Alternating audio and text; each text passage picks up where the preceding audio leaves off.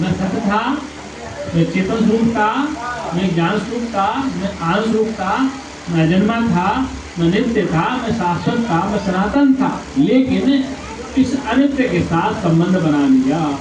इस साथ जो अनित्य है, जो सदा रहने वाला, जो बदलने वाला है, उसके साथ मैंने संबंध बना लिया।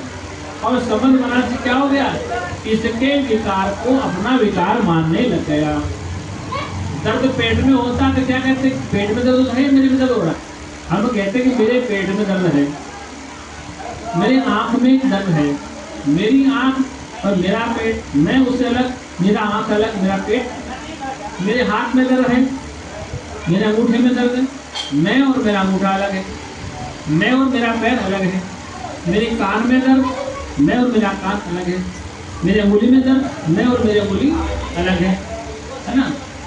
तो ये क्या है? मेरी अंगुली, मेरा पैर, क्या मेरी आंख, मेरा पेट, ये मैं और मेरा। मैं शुद्ध चेतना, मेरा शरीर, इस शरीर में इंद्रियां, इसमें कर्मेंद्रियां। तो इनसे संबंध बना लिया। उस मैं को छोड़ करके इस मैं वाले संबंध बनाया। मैं कौन सा? एक नाम उस रहित था, अजन्मा नित्य शाश्वत था, जिसे कृष्ण कहा। शास्त्र में क्या कहा है? कृष्ण के दो अर्थ हैं। कृष्ण मानी काला, कृष्ण मानी, और कृष्ण मानी आत्मा। तो काले गोरे छोड़ो, तो स्त्री का धर्म, कृष्ण आत्मा। तो उस आत्मा ने, उस कृष्ण ने इस शरीर से संबंध बना लिया। क्या कर लिया? शरीर से संबंध। और इन गोपियों को अपना मान लेंगे। गो कहते हैं इंद्रियों को। क्या कहते हैं? गो मानी इंद्र, पी मानी परमात्मा। गोपियों में भगवान कृष्ण रास रचाते हैं।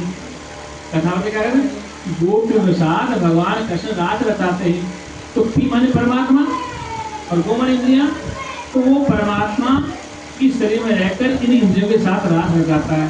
आँख के साथ देखता है, कान के साथ सुनता है, जीभ से स्वाद लेता है, नाक से गंध लेता है, स्पर्श का सुख लेता है। गो मानी इंद्रियां और पी मानी परमात्मा।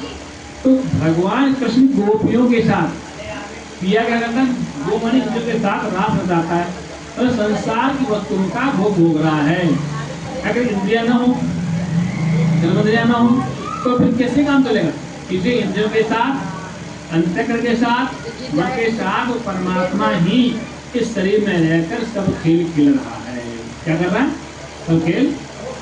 वो एक ही है, बेगाना, वो दूसरा नहीं। अब समझना है कि वो एक है। उस मैं को तुम भूल कर इस मैं को सत्य मान रहे।